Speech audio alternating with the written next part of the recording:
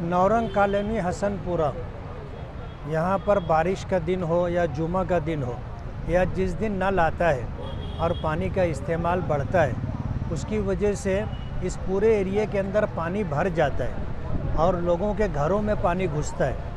और ये मसला बरसहा बरस से है। इसको निपटाने की, ख़त्म करने की बहुत कोशिश की है, लेकिन कहते हैं कुछ गुड़ गीला कुछ बनिया ढीला। हम लोगों ने अपने तौर पर जो समझा था साल भर पहले, उस तरफ से जो पानी शिमाली सिमत से आता है वो पूरा पानी इधर से ही गुज़र करके जाता है। और पानी की निकासी का कोई फाइनल डिस्पोजल ना होने की वजह से और नाला भर जाने की वजह से या स्लैब के ऊपर स्लैब बना देने की वजह से पानी पास नहीं होता, जिसकी वजह से पूरे एरिया के रहने वाले लोगों को तकलीफ़ है।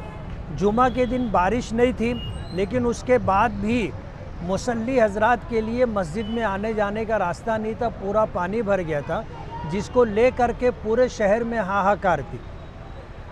जुमेरात जुमा से अधिवेशन शुरू हुआ। मैं बम्बई में था और जुमा के दिन भी मैं मालेगांव नहीं था, लेकिन व्हाट्सएप के ऊपर पूरी ख़बरें देख रहा था।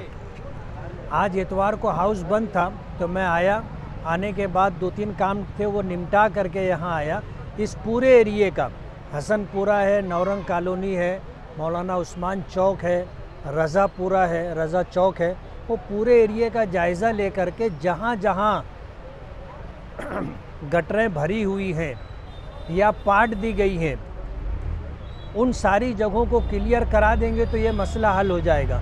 अभी जिस जगह जेसीबी लगाया गया है, यहाँ नीचे से गटर भरी हुई है, पुराना स्लैब उसके ऊपर था और स्लैब के ऊपर स्लैब बना दिया गया, जबकि होना ये चाहिए था कि नीचे का स्लैब तोड़ करके नया स्लैब ऊंचा बनाया जाता, लेकिन वो नहीं किया गया, जिसकी वजह से बारिश नहीं है और मस्जिद के अतराफ़ में पानी भरा हुआ है। ये पानी पास नहीं होता, इसलिए जेसीबी लगा करके गटर के ऊपर जो नया स्लैब है वो तोड़वा के नीचे जो पुराना स्लैब है वो तोड़वा करके ये इतना क्लियर करेंगे तो इंशाअल्लाह 50% से ज़्यादा राहत हो जाएगी।